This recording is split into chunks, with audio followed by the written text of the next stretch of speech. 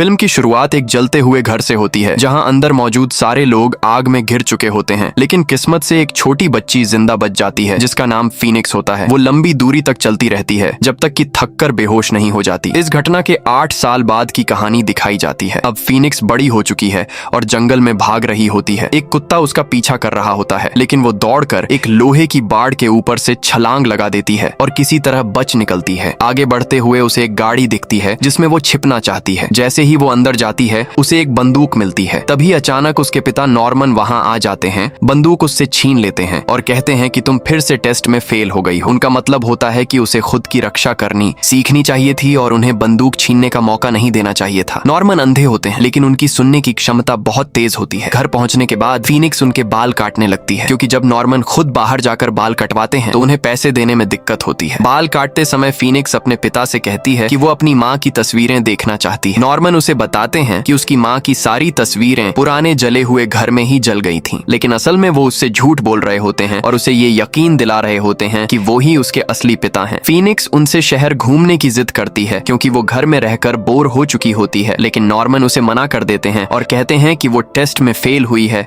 इसीलिए सजा के तौर पर उसे घर से बाहर जाने की इजाजत नहीं मिलेगी। वो वादा करते हैं कि अगर वो अगली बार पास हो गई तो उसे जरूर बाहर घुमाने ले जाएंगे। कुछ देर बाद एक लड़की केली घर आती है। नॉर्मन उसे अपने उगाए हुए पौधे देते हैं ताकि वो उन्हें बेच सके। केली नॉर्मन को सलाह देती है कि फीनिक्स को थोड़ा बाहर घूमने देना चाहिए क्योंकि वो अभी बच्ची है और अगर वो हमेशा घर में रही तो उसे डिप्रेशन हो सकता है। नॉर्मन उसकी बात मान लेते हैं और फीनिक्स को केली के साथ शहर जाने की इजाजत दे देते हैं, लेकिन एक शर्त पर कि वो कुत्ते को अपने साथ ले जाएगी ताकि वो उसकी सुरक्षा कर सके। रास्ते में फीनिक्स केली से एक गुजारिश करती है कि वो उसे उसके पुराने जले हुए घर तक ले जाए। केली मान जाती है और उसे वहां ले जाती है। फीनिक्स अंदर जाकर अपनी पुरानी यादों को ढूंढने की कोशिश करती है, लेकिन घर पूरी तरह बर्बाद हो चुका होता है। अचानक उसे एक अजीब सी आवाज सुनाई देती है और उसे लगता है कि वहां कोई मौजूद है। वो डरकर तुरंत वहां से बाहर निकल जाती है और फिर अपने कुत्ते के साथ बगीचे में खेलने लगती है। कुछ देर बाद केली उसे बुलाती है ताकि वो वापस चल सके। फीनिक्स कहती है कि वो बस 1 मिनट में आती है और बाथरूम की तरफ चली जाती है, लेकिन जैसे ही वो अंदर जाती है वो देखती है कि एक अजनबी आदमी उसके पीछे खड़ा है। वो आदमी कहता है, मेरा नाम जॉय है, तुम्हारा क्या नाम है? फीनिक्स डर जाती है और कुछ नहीं बोलती। तुरंत वहां से निकलने की कोशिश करती है, लेकिन वो आदमी दरवाजे के सामने खड़ा होकर उसे रोक लेता है। तभी उसका कुत्ता वहां पहुंच जाता है और फीनिक्स उसे धमकाती है कि अगर उसने उसे जाने नहीं दिया तो वो कुत्ते को उस पर हमला करने के लिए कहेगी। ये सुनकर वो आदमी उसे जाने देता है, लेकिन जाते जाते वो उसके बालों में एक सफेद लट देख लेता है। फीनिक्स बाहर आती है और केली के साथ गाड़ी में बैठकर घर लौट जाती है। वहीं वो आदमी अपने एक दोस्त के साथ गाड़ी में बैठता है और उसे उनके पीछे चलने के लिए कहता है। किस्मत से फीनिक्स सुरक्षित घर पहुंच जाती है। केली नॉर्मन से बात करती है और कहती है कि वो अगले दिन भी उसे शहर ले जाना चाहती है, लेकिन नॉर्मन मना कर देते हैं और घर के अंदर चले जाते हैं। वो फीनिक्स को पढ़ाई के लिए किताबें देते हैं। फीनिक्स परेशान होकर कहती है कि वो घर में पढ़ पढ़कर थक गई है।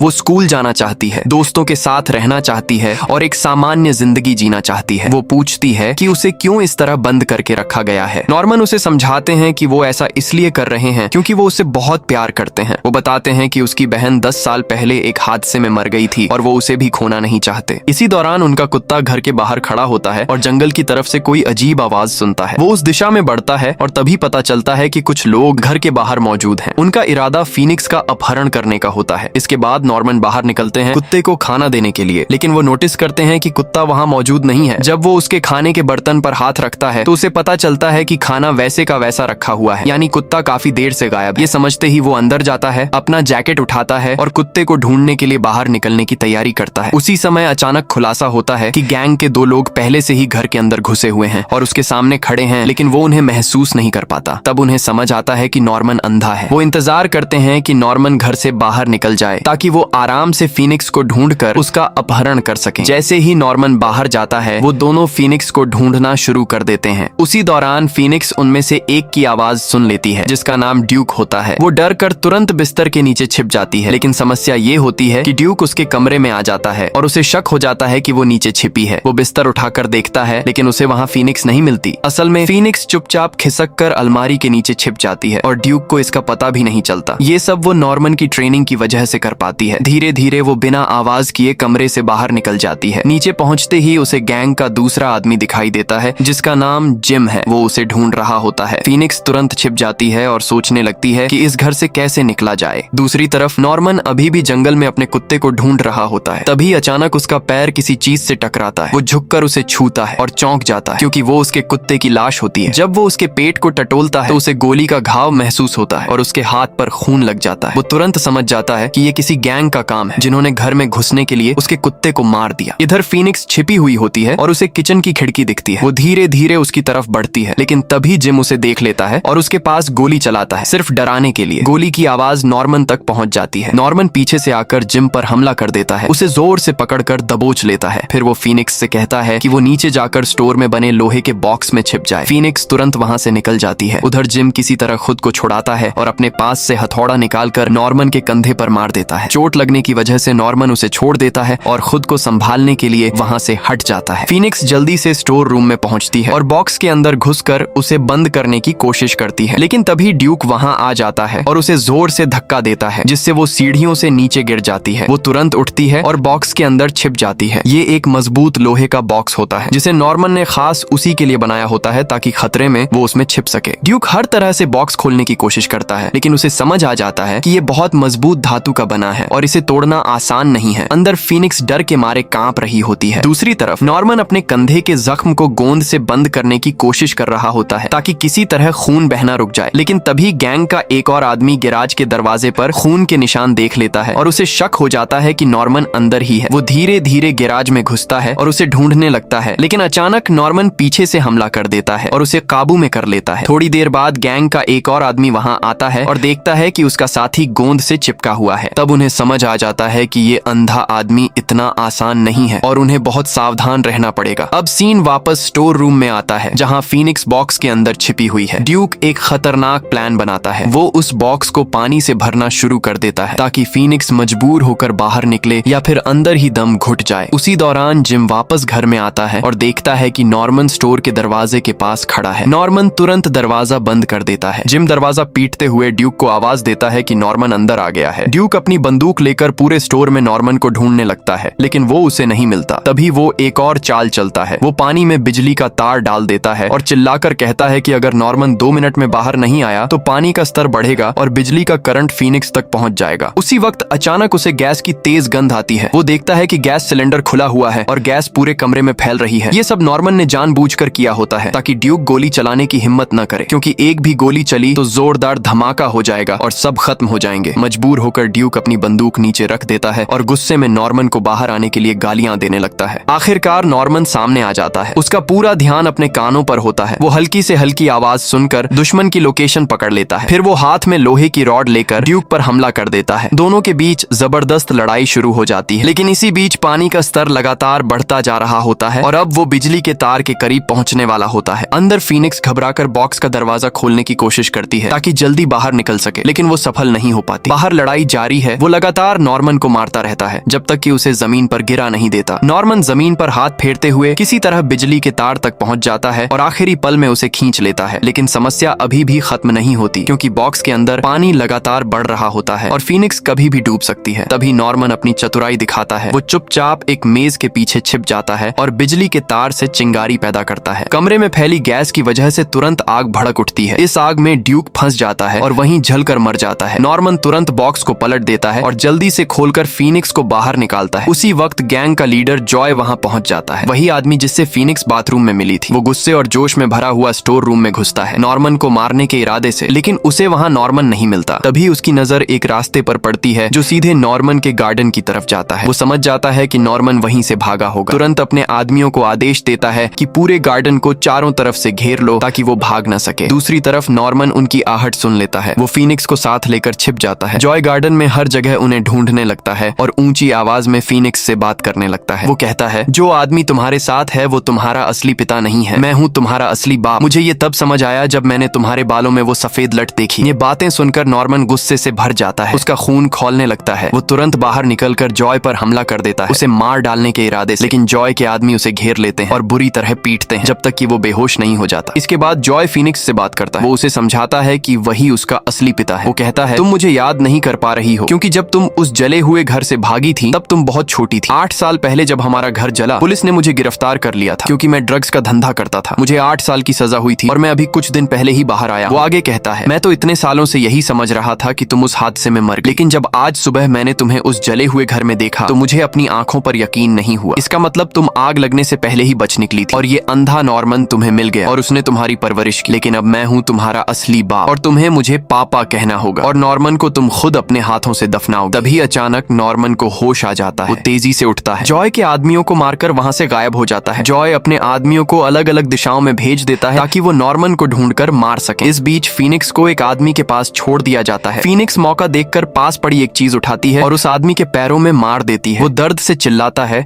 और उसी समय नॉर्मन आकर उसे खत्म कर देता है। इसके बाद नॉर्मन फीनिक्स को लेकर वापस घर के अंदर जाता है ताकि उसे किसी सुरक्षित जगह छिपा सके और फिर गैंग से बदला ले सके। अचानक जॉय का कुत्ता उन पर हमला कर देता है। फीनिक्स दौड़कर अपने कमरे में चली जाती है और दरवाजा बंद कर लेती है। नॉर्मन छत पर चला जाता है ताकि कुत्ते को अपनी तरफ खींच सके। कुत्ता उसका पीछा करते हुए छत तक पहुंच जाता है और उस पर झपटने की कोशिश करता है, लेकिन नॉर्मन एक लोहे का पिंजरा पकड़कर उसे उसमें बंद कर देता है। वो बंदूक उठाकर उसे मारने ही वाला होता है, लेकिन फिर उसे उस पर दया आ जाती है और वो उसे जिंदा छोड़ देता है, बस पिंजरे में बंद कर। उधर फीनिक्स अपने कमरे की खिड़की से बाहर निकल जाती है इससे पहले कि गैंग के लोग अंदर पहुंचे। वो किसी तरह घर से बाहर निकलकर दूर जाने लगती है, लेकिन दुर्भाग्य से जॉय का एक आदमी उसे पकड़ लेता है और डरा देता है। जॉय उसे लेने के बजाय एक खतरनाक कदम उठाता है। वो मोलोटोव कॉकटेल निकालता है और पूरे घर में आग लगा देता है ताकि नॉर्मन को जिंदा जला सके। नॉर्मन को जलती आग की गंध आती है। वो पहले खुद को बचाने के बारे में सोचता है, लेकिन तभी उसे याद आता है कि उसने कुत्ते को ऊपर बंद कर रखा है। वो उसे उस तरह मरने के लिए नहीं छोड़ सकता, इसलिए वो अपनी जान जोखिम में डालकर वापस अंदर जाता है, कुत्ते को बचाता है और किसी तरह बाहर निकल आता है। अब वो ठान लेता है कि वो फीनिक्स को बचाएगा और जॉय से भयानक बदला लेगा। दूसरी तरफ फीनिक्स को होश आता है और वो खुद को जॉय के घर में पाती है। जॉय उससे प्यार से बात करता है और कहता है कि वो उससे बहुत प्यार करता है। वो उसकी इकलौती बेटी है और वो उसे कभी नुकसान नहीं पहुंचाएगा, लेकिन फीनिक्स साफ मना कर देती है। वो कहती है, मैं तुम्हारे साथ नहीं रहना चाहती, तुम एक ड्रग डीलर हो और मैं नहीं चाहती कि मेरा पिता ऐसा हो। जॉय उसे समझाने की कोशिश करता है और कहता है कि अब वो नॉर्मन के साथ रहने के बारे में सोचना भी बंद कर दे क्योंकि नॉर्मन अब मर चुका है। फीनिक्स उससे पूछती है, क्या मैं शहर के अनाथालय में जाकर रह सकती हूँ? हैरानी की बात ये होती है कि जॉय उसे मना नहीं करता, बल्कि कहता है कि वो जो चाहे कर सकती है। जाने से पहले फीनिक्स एक औरत को देखती है जो व्हील चेयर पर बैठी होती है और वही गाना गा रही होती है जो उसकी माँ उसे बचपन में सुनाया करती थी, और यहीं से उसे एक बड़ा सच समझ में आने लगता है। फीनिक्स को समझ आ जाता है कि वो औरत उसकी माँ ही है। वो तुरंत जाकर उसे गले लगा लेती है और फैसला करती है कि अब वो अपनी माँ के साथ यहीं रहेगी, लेकिन वो देखती है कि उसकी माँ बहुत बीमार है और ऐसा लग रहा है कि वो कभी भी मर सकती है। उसकी माँ उसे बताती है, जब हमारा घर जलने से पहले था मैं उसी घर में ड्रग्स बनाती थी और जब आग लगी तो केमिकल का धुआं मेरे शरीर में चला गया, मेरा खून जहरीला हो गया, तभी से मेरा दिल खराब है और मैं कभी भी मर सकती हूँ। इसी दौरान जॉय फीनिक्स के लिए जूस लेकर आता है और उसे पीने के लिए कहता है। फीनिक्स अपनी माँ से पूछती है कि क्या उसके ठीक होने की कोई उम्मीद है। उसकी माँ जवाब देती है, डॉक्टर ने कहा है कि अगर कोई अपने दिल का दान करे और वो इंसान हमारे परिवार का हो तो मैं बच सकती हूँ, लेकिन मेरे परिवार में अब कोई नहीं बचा। फीनिक्स चौंक जाती है। उसे समझ आ जाता है कि वो एक वही है। अब उसे सच्चाई का अंदाजा हो जाता है। उसका बाप उसे इसीलिए उठाकर लाया है ताकि उसकी माँ का इलाज उसकी जान लेकर किया जा सके। वो जॉय द्वारा दिए गए जूस को शक की नजर से देखती है और ध्यान देती है कि गिलास के नीचे कुछ अजीब सा जमा हुआ है। वो दूसरी तरफ देखती है तो उसे एक जगह पूरी तरह ऑपरेशन के लिए तैयार दिखाई देती है, लेकिन अब बहुत देर हो चुकी होती है क्योंकि जूस में मिला नशीला असर काम करना शुरू कर चुका होता है। दूसरी तरफ नॉर्मन अपनी कार का ट्रंक खोलता है, अपने हथियार निकालता है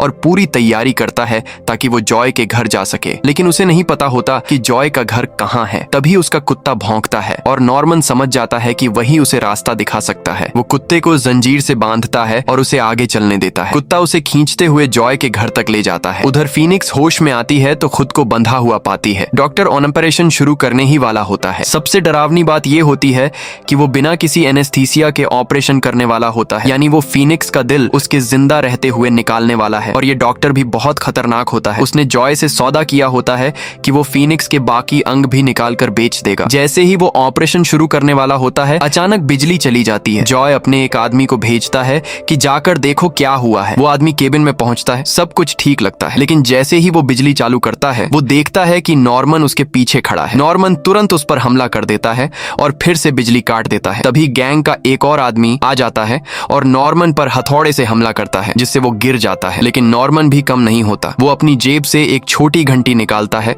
और छिपा देता है। जैसे ही जिम उसके पास आता है नॉर्मन उसे पेट में मुक्का मारता है और वो घंटी उसके मुंह में डाल देता है। अब वो आवाज के सहारे उसकी लोकेशन पकड़ता है और पूरे फोकस के साथ हथौड़ा उसके सिर पर फेंक देता है और जिम वहीं खत्म हो जाता है। जॉय जिम की चीख सुनता है और हैरान हो जाता है कि नॉर्मन को उसके घर का पता कैसे चला। तभी उसका कुत्ता अंदर आता है और उसे समझ आ जाता है कि नॉर्मन यहाँ तक कैसे पहुंचा। इसके बाद गैंग के बाकी लोग इकट्ठा होकर नॉर्मन को मारने के लिए अंदर आते हैं, लेकिन अंदर आकर वो देखते हैं कि 2 लाशें पड़ी हैं, एक उनके साथी की और एक नॉर्मन की। वे धीरे धीरे नॉर्मन के पास जाते हैं, ये पक्का करने के लिए कि वो सच में मर चुका है या नहीं। लेकिन नॉर्मन चालाकी से पानी की हलचल को महसूस कर रहा होता है। जैसे ही सही मौका मिलता है वो अचानक उठता है और सबको खत्म कर देता है। सिर्फ एक आदमी बचता है जो चुपचाप खड़ा रहता है और कोई हरकत नहीं करता। वो चाहता तो नॉर्मन पर हमला कर सकता था, लेकिन वो ऐसा नहीं करता। वो कहता है, मैं तुम्हें नुकसान नहीं पहुंचाना चाहता, मैं तुम्हारी मदद करना चाहता हूँ। जॉय फीनिक्स को लेकर जा चुका है, वो किसी और जगह ऑपरेशन करने वाला है। दूसरी तरफ जॉय अपनी पत्नी और फीनिक्स को लेकर एक सुनसान टूटे हुए बिल्डिंग में पहुंचता है। उनके साथ डॉक्टर भी होता है ताकि वहीं ऑपरेशन किया जा सके। लेकिन अचानक जॉय को पता चलता है कि डॉक्टर गायब हो गया है। वे उसे ढूंढने लगते हैं। आखिरकार वे एक स्विमिंग पूल के पास पहुंचते हैं। जॉय अपनी बंदूक निकालता है और छत की लकड़ी पर गोलियां चलाकर थोड़ी रोशनी करता है। तभी वो देखता है कि डॉक्टर उसके सामने मरा पड़ा है और उसके पास गैस के सिलेंडर रखे हैं। जॉय तुरंत समझ जाता है कि ये सब नॉर्मन का काम है। तभी अचानक धुआं पूरे इलाके में फैल जाता है और किसी को कुछ दिखाई नहीं देता। इस अफरा तफरी में फीनिक्स अपनी माँ का हाथ पकड़े रहती है ताकि वो उसे छोड़कर भाग न सके। उधर जॉय कुछ भी साफ नहीं देख पा रहा होता। तभी अचानक नॉर्मन उस पर हमला करता है, उसे घायल कर देता है और फिर एक बार फिर अंधेरे में गायब हो जाता है। मजबूर होकर जॉय अंधेरे में इधर उधर गोलियां चलाने लगता है ताकि शायद कोई गोली नॉर्मन को लग जाए और वो मर जाए। लेकिन तभी वो अपनी पत्नी को आवाज देता है और अगले ही पल उसकी जिंदगी का सबसे बड़ा झटका लगता है। उसे पता चलता है कि उसकी ही चलाई हुई एक गोली उसकी पत्नी को लग गई है और वो मर चुकी है। ये देखकर नॉर्मन तुरंत उस पर हमला कर देता है और दोनों के बीच जबरदस्त लड़ाई शुरू हो जाती है। उधर फीनिक्स की माँ की व्हीलचेयर धीरे धीरे स्विमिंग पूल की तरफ खिसकने लगती है। सबसे बड़ी समस्या ये होती है कि पूल बहुत गहरा और खाली होता है, यानी अगर वो गिरी तो सीधा नीचे जोरदार चोट लगेगी। फीनिक्स उसे बचाने की कोशिश करती है। वो पूल की सीढ़ी पकड़ने की कोशिश करती है, लेकिन वो बहुत कमजोर हो चुकी होती है। किसी तरह वो अपने पैरों से सीढ़ी पकड़ लेती है। फिर वो पास पड़ी चाकू उठाती है और अपनी माँ का हाथ काटने की कोशिश करती है ताकि खुद को बचा सके। लेकिन दुर्भाग्य से दोनों का संतुलन बिगड़ जाता है और वो दोनों नीचे गिर जाती हैं। इधर जॉय नॉर्मन को बुरी तरह घायल कर देता है और उसे मारने की कोशिश करता है। तभी अचानक उसका कुत्ता उस पर हमला कर देता है। वो नॉर्मन को बचाने के लिए जॉय को काटने की कोशिश करता है, क्योंकि नॉर्मन ने पहले उसकी जान बचाई थी जब घर में आग लगी थी। लेकिन जॉय कुत्ते पर काबू पा लेता है, उसे बंद कर देता है और दरवाजा बंद कर देता है। इसी मौके का फायदा उठाकर नॉर्मन जॉय को पकड़ लेता है और अपनी दोनों हाथों से उसकी आंखें फोड़ देता है। उधर फीनिक्स को होश आता है। वो स्विमिंग पूल में होती है और किस्मत से वो अपनी माँ की लाश पर गिरी होती है, इसलिए उसे ज्यादा चोट नहीं लगती। वो जल्दी से बाहर निकलती है और नॉर्मन को ढूंढने लगती है। नॉर्मन उसे देखकर कहता है, मुझसे दूर रहो, मैं नहीं चाहता कि तुम मेरे साथ रहो। तुम एक अच्छी और मासूम लड़की हो, तुम डिजर्व नहीं करती कि तुम मेरे जैसे कातिल के साथ रहो। लेकिन फीनिक्स रोते हुए कहती है, नहीं, मैं तुमसे प्यार करती हूँ और मैं तुम्हारे साथ ही रहना चाहती हूँ। तुमने इन लोगों को मारा क्योंकि ये मुझे नुकसान पहुंचाना चाहते थे। तुमने मेरे लिए वो किया जो मेरे असली माँ बाप भी नहीं कर पाए। नॉर्मन उसे समझाने की कोशिश करता है, मेरी बात सुनो, यहाँ से अभी चली जाओ। वो वहीं बैठकर रोने लगता है क्योंकि वो उससे बहुत प्यार करता है और जानता है कि अब वो उससे दूर हो जाएगी। तभी अचानक पीछे से जॉय आता है और नॉर्मन की पीठ में चाकू घोंप देता है। फिर वो उसकी गर्दन पकड़कर उसे मारने की कोशिश करता है, लेकिन फीनिक्स दौड़ कर आती है और अपने पिता जॉय को चाकू मार देती है। जॉय लड़खड़ाता हुआ स्विमिंग पूल में गिर जाता है अपनी पत्नी के पास और वहीं मर जाता है। फीनिक्स तुरंत नॉर्मन के पास जाती है। वो बहुत बुरी तरह घायल होता है और खून बह रहा होता है। वो उसे बचाने की पूरी कोशिश करती है, लेकिन कुछ कर नहीं पाती। नॉर्मन धीरे से कहता है, मेरे लिए ये मायने नहीं रखता कि मैं जिंदा रहूं या मर जाऊं, सबसे जरूरी ये है कि मैंने तुम्हें बचा लिया। और ये कहते कहते वो उसकी बाहों में दम तोड़ देता है। फीनिक्स जोर जोर से रोने लगती है क्योंकि वो उसे अपने असली पिता से भी ज्यादा चाहने लगी थी। इसके बाद वो उसे वहीं छोड़ देती है और एक अनाथालय में रहने चली जाती है। वहाँ वो बाकी बच्चों से मिलती है और धीरे धीरे उनसे लगाव महसूस करने लगती है। दूसरी तरफ जॉय का कुत्ता आता है और नॉर्मन के पास बैठ जाता है और तभी एक चौंकाने वाला पल आता है। नॉर्मन की उंगलियां हल्की सी हिलती हैं, यानी वो अभी भी जिंदा है। और इसी सस्पेंस के साथ फिल्म खत्म हो जाती है।